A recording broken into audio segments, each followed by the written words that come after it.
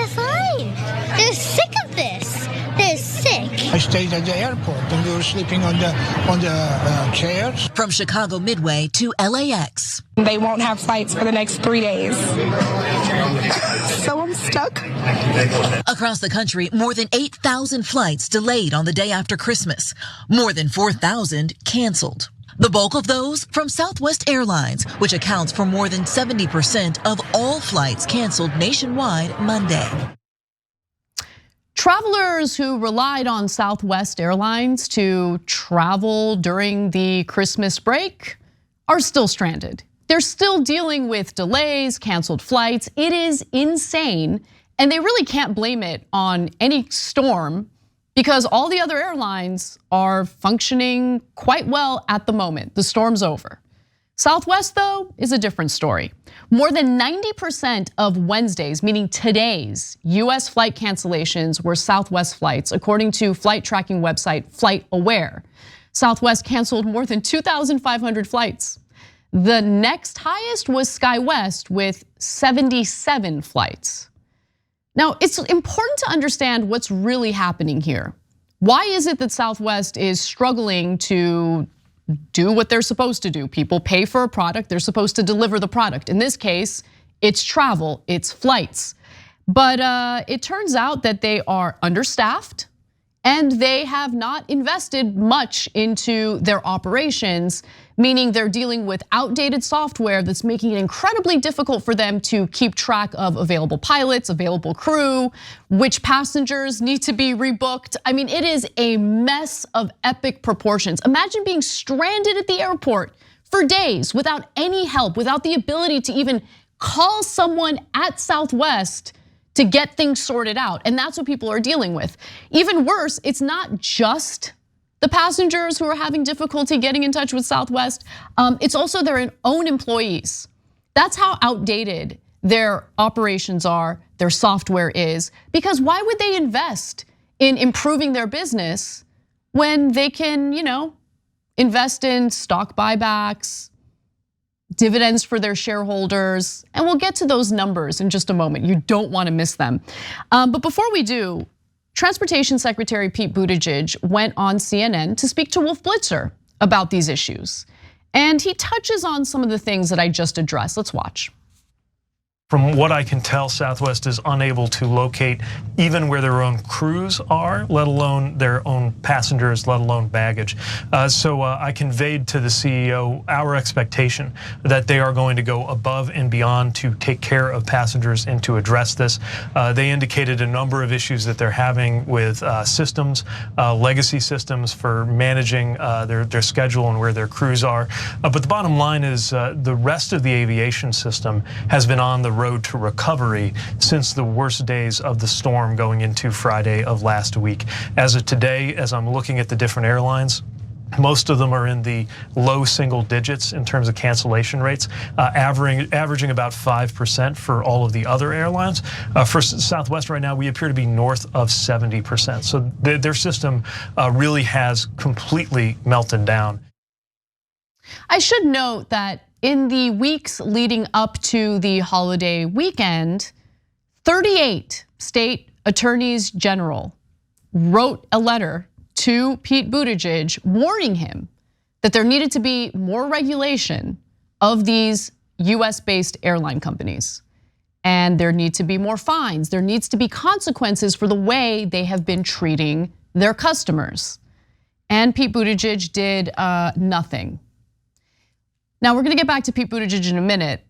Before we do though, some more information about Southwest Airlines and how they have failed to do the proper investments in the business to keep travel smooth for their customers. So Southwest Chief Operating Officer Andrew Watterson explained that the company's outdated scheduling software quickly became the main culprit of the cancellations once the storm cleared.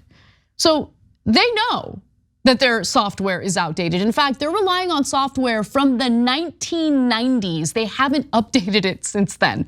But let me continue. Southwest employees said that they have not been able to get in touch or communicate with the airline, their employer. The phone system the company uses is just not working. They're just not manned with enough manpower in order to give the scheduling changes to flight attendants. And that's created a ripple effect that is creating chaos throughout the nation, according to Lynn Montgomery, who's the president of the workers' union. Now, they haven't updated their software again since the 1990s, and Southwest CEO Bob Jordan, who makes a killing every year as the top executive for the company, said in a message to employees that they promise that the company will invest in better systems. Quote, "Part of what we're suffering is a lack of tools," Jordan told employees. "We've talked an awful lot about modernizing the operation and the need to do that. But talk is cheap, Mr. Jordan. Talk is very, very cheap." Because when you look at how much money they invested in corporate stock buybacks, you can tell where their priorities lie. It's not in excellent customer service. It's not in ensuring that people get to where they need to be during the holidays of all times. It's all about maximizing profits for their shareholders. And just recently, they announced that they will be reinstating dividends for their shareholders. Maybe instead of paying dividends, you should, reconsider how much or how little you're investing into your operations. Anyway, so is there any consumer protection for travelers by the federal government here? Well, Pete Buttigieg wants to pretend like there is, and I want you to hear from him again from his interview on CNN. Well, over the course of the last year, as you know, we've seen a number of issues with the different airlines. And in the summer in particular, we pressed them to improve their standard of customer service. They provided commitments in writing, including Southwest, that they would go above the previous level of what you do to take care of customers, with things like covering the cost if you get stuck and you need a hotel or a meal, in addition to rebooking you to get you on your way. Now that we have those commitments that were made to us over the summer, we're going to be using that as a tool to hold them accountable. And I made that clear to Southwest leadership. Now, they did, the CEO pledged to me that they will not only meet, but they will exceed the customer service standards and commitments that they have made to us in the past, and that we're in a position to enforce. Yeah, not exactly. So what Buttigieg was referencing there was what the Department of Transportation, and of course he's the secretary of the Department of Transportation, did over the last summer, which honestly isn't much. What's important here is whether the Transportation Department has implemented policies that have teeth, actual enforcement mechanisms. And you should know a little more detail about that. So let's talk about it. The proposal, and this is from a piece by the New York Times, the proposal tries to clarify the conditions under which travelers are owed a full refund. Okay, so this is part of the dashboard system that Buttigieg has implemented, okay? So under which travelers are owed a full refund instead of a credit or voucher if a flight is significantly altered. Such alterations include a 3-hour delay for a domestic flight, a 6-hour delay for an international flight, the addition of a layover or a switch in the departure or destination airport. The proposal does not currently stipulate that the money has to be automatically refunded if passengers choose to cancel instead of fly. And what that means is if there are lengthy delays and you need to go somewhere, you can't wait around, you need to book another flight. If the traveler decides to cancel as a result of those lengthy delays, there is no guarantee that these airlines must reimburse the individual for the flight that was delayed. So in other words, there's really no enforcement mechanism here. The only thing the dashboard does, and I looked at it, it's good to know what kind of customer service you can expect from each airline company, but it doesn't actually lead to any real enforcement. The whole idea here is, well, here's a handy little website we have for the Department of Transportation stating what each airline claims will happen if there are issues with your flight. And the whole idea is to kind of like shame the airlines into actually following through with what they've promised customers. But that is very different from passing regulations that force the companies to give reimbursements to travelers, okay, who have their flights canceled, who have massive delays. You guys get the point. The hope seems to be that by publishing airlines' promises, the airlines will be more likely to adhere to them. If airlines don't meet the commitment stated in the chart, the Department of Transportation said passengers could, oh wow, submit a complaint. Wow, that is strong. He really stuck it to these airline companies. You could file a complaint, everybody. Now, what the Department of Transportation did under Buttigieg really has no teeth. It's likely by design, though, because under neoliberalism, the government does work on behalf of corporations, not on behalf of individual people or Americans in this case, travelers in this case. And according to Subsidy Tracker, Southwest Airlines has collected a whopping $71.8 million in federal government loans and bailouts since the year 2000. And consider the bailouts that airlines got from the federal government during the coronavirus pandemic. Of course, Southwest was one of those airline companies. The major carriers trying to maximize profits during the pandemic took $54 billion in emergency federal aid tied to a no layoff commitment. But they evaded that condition by giving pilots incentives to take early retirement. And then, due to a combination of bad planning and greed, found themselves short of pilots when consumer demand predictably resumed. So there's still a labor shortage, but it's not a labor shortage that just happened out of nowhere. It's a labor shortage that was created by these companies pressuring their own pilots to retire early. Okay, that's what happened.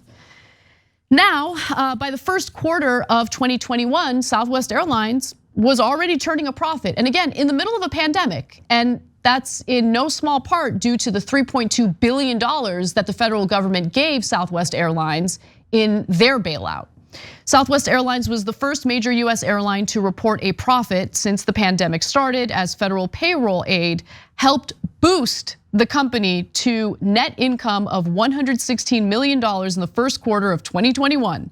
Without the federal money, Southwest would have lost $1 billion in the first quarter of 2021. And there's another issue at play, which is incredibly frustrating.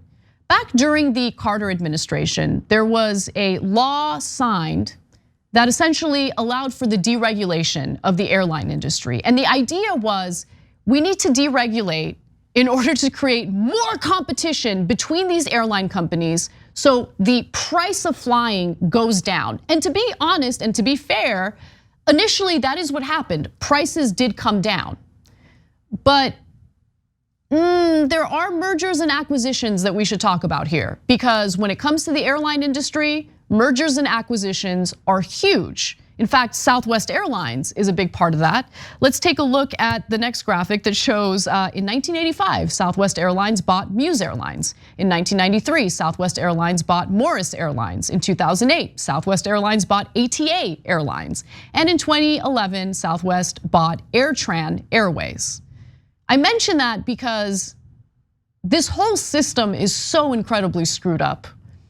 You are told over and over again that in a free market economy, things work themselves out, right? Competition happens, and as a result, there's this competition to have the best customer service, to have the lowest fares, the best everything. It's the best system for the consumer. Except that's not really the case. Under this system, you have Southwest Airlines specifically buying up their competition. You see it happen in every other sector of the economy. And when push comes to shove, their fiduciary responsibility is not to the consumer. It's not to the ordinary American who's just looking to visit family during their Christmas holiday break. No, it's to their shareholders, which is why Southwest Airlines couldn't wait to announce that they're reinstating dividends for their shareholders, which will cost, by the way, upward of $450 million a year. How about you invest that money in updating your software from the 1990s? But Southwest ain't gonna do that unless there were regulations in place with real enforcement to make that happen. But when you hear from someone like Pete Buttigieg, it's very clear that he really doesn't want the federal government to get involved. Why do I say that? Here's one more clip from his interview. Is finding Southwest Airlines, Mr. Secretary, on the table, getting some more money from them, potentially the federal government could reimburse these passengers as well. Potentially, but it shouldn't have to come to that. I expect the airline to go ahead and directly take care of passengers. I'd really like them to self-regulate because I don't really want the federal government to do anything to protect the consumer. That's real, like I'm gonna decode it. That is what he actually meant in his little statement there. No, it is gonna have to come to that.